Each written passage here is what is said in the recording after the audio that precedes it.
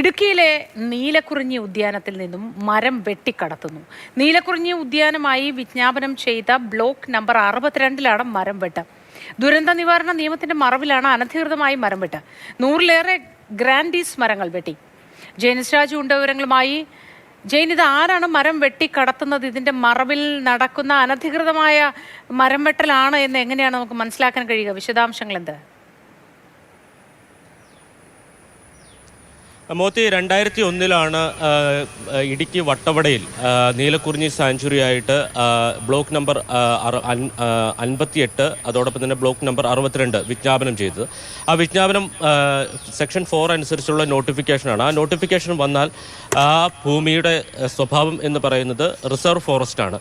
പക്ഷേ ആ reserve forest പിന്നീട് പരിശോധിച്ച് സെറ്റിൽമെൻറ്റ് ഓഫീസറുണ്ട്, അത് ദേവികുളം സബ് കളക്ടറാണ്. അവിടെ നൽകിയിരിക്കുന്ന പട്ടയങ്ങളുടെ സാധുത അതോടൊപ്പം തന്നെ അതിൻ്റെ കൈവശം ഉൾപ്പെടെയുള്ള കാര്യങ്ങൾ പരിശോധിച്ച് അതിൽ അന്തിമ വിജ്ഞാപനം വന്നതിന് ശേഷമാണ് ഈ പട്ടയഭൂമി ആണെങ്കിൽ പോലും അതിൻ്റെ വനം എന്നുള്ള സ്റ്റാറ്റസ് മാറ്റിക്കൊടുക്കുക.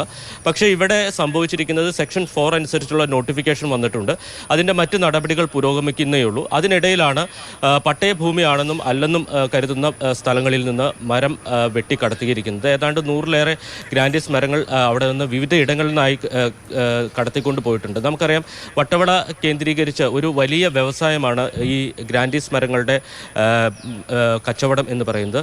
പ്രതിവർഷം ഏതാണ്ട് 3000 കോടി രൂപയുടെ ടേൺ ഓവറുള്ള ഒരു ബിസിനസ്സാണ്. 10 വർഷം മുമ്പുള്ള കണക്കാണിത്, 3000 കോടി എന്ന് പറയുന്നത്.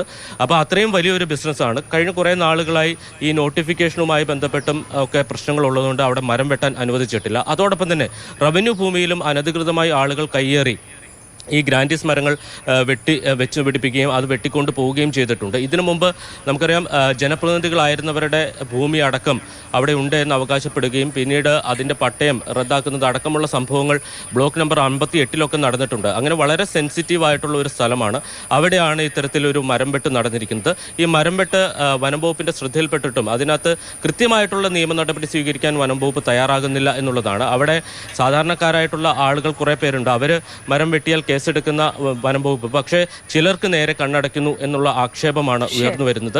അവിടെ ദുരന്ത നിവാരണ നിയമം, അതായത് മൂന്നാറിൽ നിന്ന് വട്ടവടയിലേക്ക് പോകുന്ന റോഡാണ്. ആ റോഡിൻ്റെ ഒരു വശത്ത് വലിയ ഗ്രാൻഡീസ് മരങ്ങൾ നിൽക്കുന്നുണ്ട്. അപ്പോൾ മഴക്കാലത്തൊക്കെ അത് അപകട ഭീഷണി ഉയർത്തുന്നു എന്ന് ചൂണ്ടിക്കാട്ടിക്കൊണ്ട് വില്ലേജിൽ നിന്നൊക്കെ ഒരു റിപ്പോർട്ട് വാങ്ങി അനുമതി തേടുകയും അതിന്റെ മറവിൽ വ്യാപകമായി ഒരു ഗ്രാൻഡീസ് മരങ്ങളാണ് ഇപ്പോൾ വ്യാപകമായി അവിടെ വെട്ടി മാറ്റപ്പെടുന്നത്. യൂക്കാലിപ്റ്റസ് ഗ്രാൻഡീസ് എന്നാണ് ഇതിന്റെ പേര്. വളരെയധികം പഴക്കമുള്ള ഇത്തരം നിരവധി മരങ്ങൾ നമുക്ക് ആ മേഖലയിൽ കാണാൻ പറ്റും. അതുപോലെയുള്ള ഹൈ റേഞ്ച് പ്രദേശങ്ങളുടെ ഒരു പ്രത്യേകത കൂടിയാണ്.